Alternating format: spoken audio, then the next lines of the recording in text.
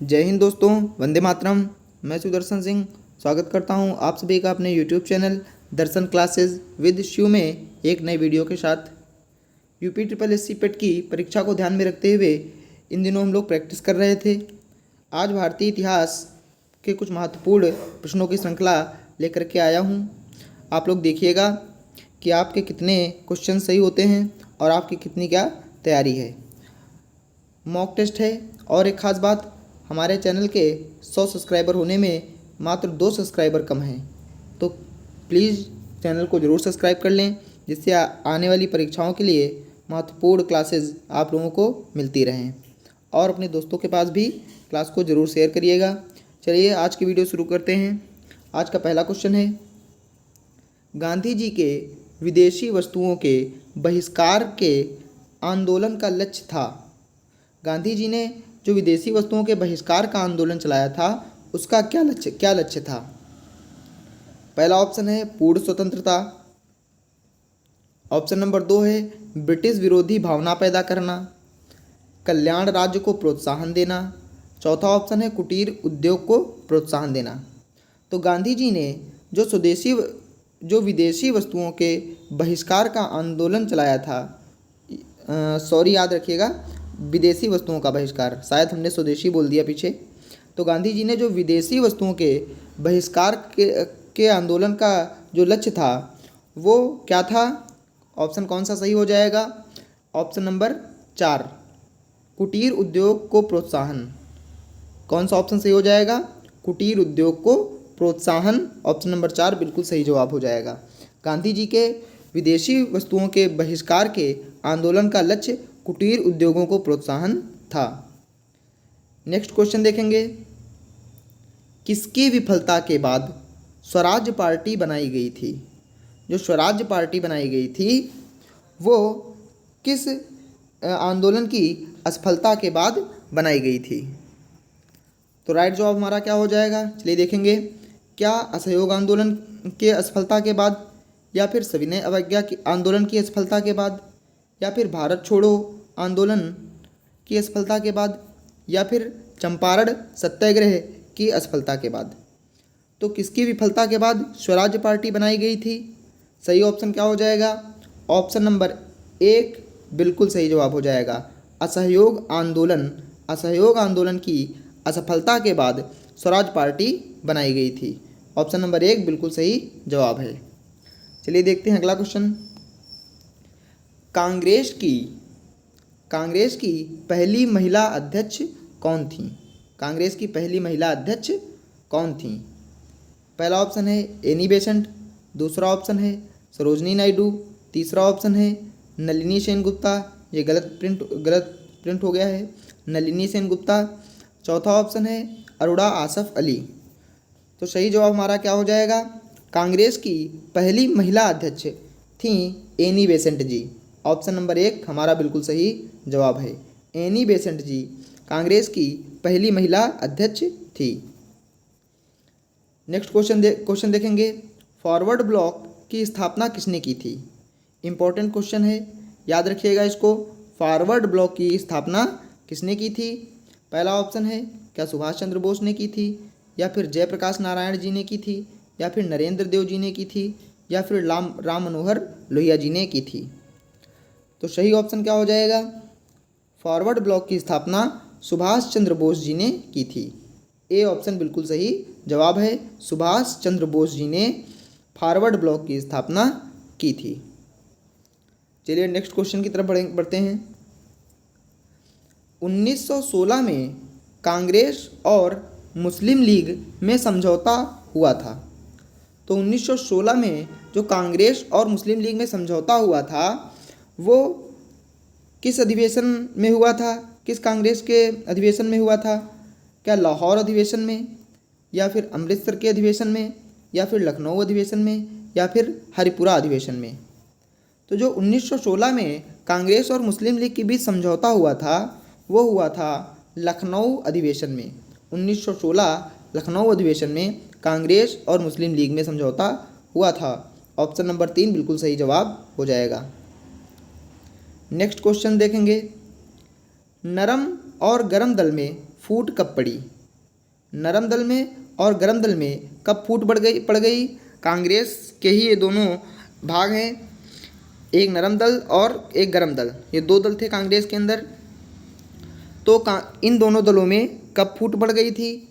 पहला ऑप्शन है 1907 ईस्वी में, दूसरा ऑप्शन है 1885 ईस्वी में, तीसरा ऑप्शन है 1904 ईस्वी में और चौथा ऑप्शन है 1903 ईस्वी में। तो सही जवाब हमारा क्या हो जाएगा? जी हाँ, ऑप्शन नंबर 1 बिल्कुल करेक्ट आंसर है। 1907 ईस्वी में नरम दल और गरम दल के बीच फूट पड़ गई थी। और 1907 में किस जगह पर ये अधिवेशन हो रहा था? सूरत अधिवेशन में। कहाँ के अधिवेशन में? सूरत अधिवेशन में कांग्रेस के नरम दल और गरम दल में फूट पड़ गई थी 1907 ईस्वी में सूरत अधिवेशन में। किस अधिवेशन में? सूरत अधिवेशन में। ये क्वेश्चन याद रखिएगा, इम्पोर्टेंट है कि अधिवेशन सूरत अधिवेशन में नरम दल और गरम दल में फूट पड़ गई थी 1907 ईस्वी में। इसको एक ट्रिक से आप लोग याद रख सकते हैं कि सूरत अधिवेशन में कांग्रेस की सूरत बिगड़ गई। सूरत अधिवेशन में कांग्रेस की सूरत बिगड़ गई। क्यों बिगड़ गई? क्योंकि उनमें आपस में फूट पड़ गई थी। तो ट्रिक से इसको याद रख सकते हैं, सूरत अधिवेशन में सूरत बिगड़ गई। चलिए नेक्स्ट क्वेश्चन की ओर बढ़ेंगे। क्वेश्चन नंबर 7 है, लाला लाजपत राय किसके विरुद्ध प्रदर्शन कर रहे थे जब वे पुलिस की नृशंसता का शिकार हुए?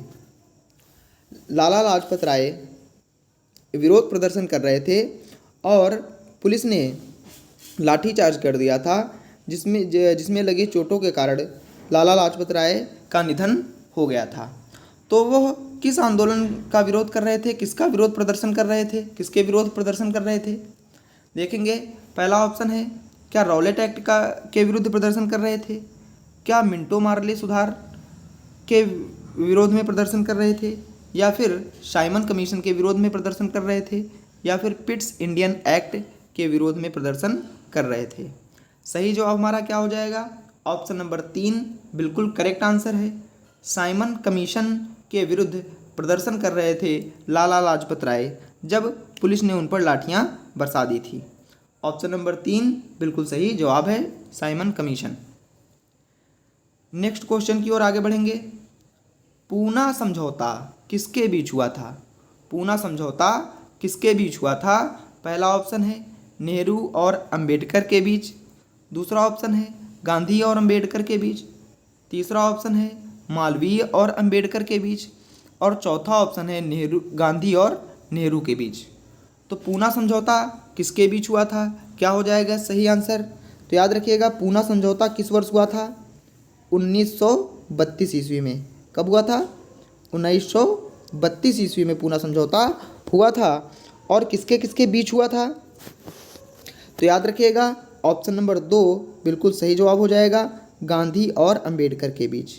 गांधी और अंबेडकर के बीच पूना समझौता 1932 ईस्वी में हुआ था। इम्पोर्टेंट है, याद रखिएगा। चलिए नेक्स्ट क्वेश्चन की ओर बढ़ेंगे। कांग्रेस का पहला अंग्रेज अध्यक्ष कौन था? ये भी इम्पोर्टेंट क्वेश्चन है, पूछ लेता है अक्सर परीक्षा में कि कांग्रेस का पहला अंग्रेज अध्यक्ष कौन था। पहला ऑप्शन है जॉर्ज यूल, दूसरा ऑप्शन है विलियम वेडारबर्न, तीसरा ऑप्शन है A.O. ह्यूम और चौथा ऑप्शन है हेनरी कॉटन। तो सही जवाब हमारा क्या हो जाएगा? सही जवाब हो जाएगा option number 1 George Yule. Congress का पहला अंग्रेज अध्यक्ष जॉर्ज यूल था। और कांग्रेस की स्थापना किसने की थी? कांग्रेस की स्थापना की थी A.O. ह्यूम ने, ये संस्थापक थे। और मैंने एक क्वेश्चन आप लोगों को बताया था कि जब कांग्रेस की स्थापना हुई उस समय गवर्नर जनरल कौन था? गवर्नर जनरल उस समय थे डफरिन, लॉर्ड डफरिन के समय में A.O. ह्यूम ने स्थापना करी थी कांग्रेस की। और कांग्रेस का पहला जो अंग्रेज अध्यक्ष था वो कौन था?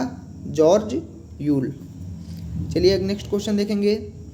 ऑल इंडिया मुस्लिम लीग की स्थापना किसने की थी? ऑल इंडिया मुस्लिम लीग पूरा नाम है, इसे मुस्लिम लीग भी कहते हैं, मुस्लिम लीग। तो मुस्लिम लीग की स्थापना किसने की थी या ऑल इंडिया मुस्लिम लीग की स्थापना किसने की थी? पहला ऑप्शन है मौलाना अहमद अली, दूसरा ऑप्शन है मोहम्मद अली जिन्ना, तीसरा ऑप्शन है आगा खां और चौथा ऑप्शन है अजमल खान। तो सही ऑप्शन क्या हो जाएगा? सही ऑप्शन हो जाएगा ऑप्शन नंबर 3 आगा खां।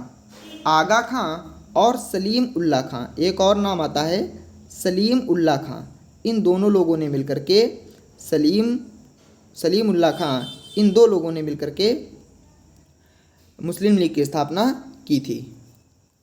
ऑप्शन नंबर 3 बिल्कुल सही जवाब है। इसमें एक ही नाम दिया गया है आगा खां, तो आप लोग याद रखिएगा आगा खां और सलीम उल्लाह खां, इन दोनों लोगों ने ऑल इंडिया मुस्लिम लीग की स्थापना मिलकर के की थी। आई होप आप लोगों को क्लास अच्छी लगी होगी।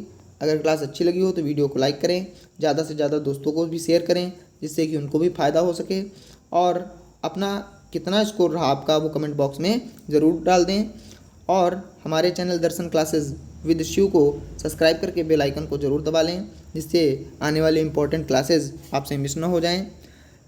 तो वीडियो को यहीं समाप्त करते हैं। जय हिंद, मिलते हैं अगली वीडियो में। तब तक के लिए टेक केयर, बाय बाय।